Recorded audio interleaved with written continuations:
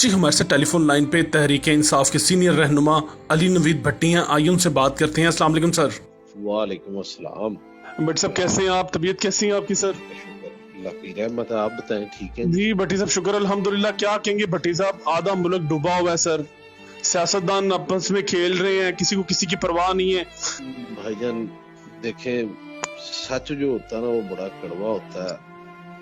इतनी बेहिसी और बेगैरती आज से पहले कभी नहीं देखी कि क्यामत का मंजर है जी और खौफ का मंजर पेश कर रहा है। लोगों की लाशें पानी के ऊपर तैर रही हैं, घरों के घर बह गए हैं, इंसानों हजारों कैजुअलिटीज हो चुकी हुई हैं, हजारों।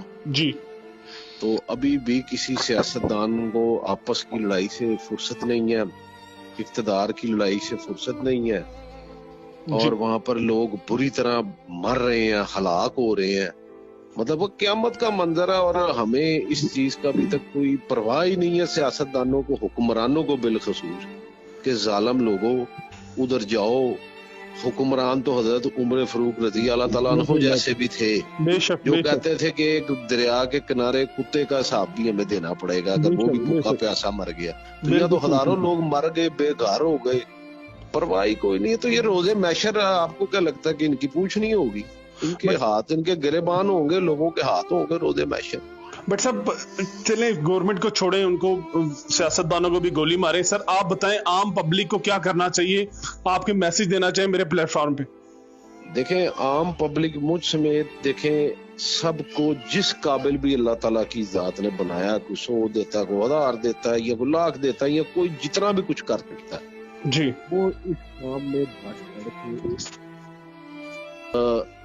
अपना वहां जाएंगे, उनके दुख दर्द में शरीक होंगे।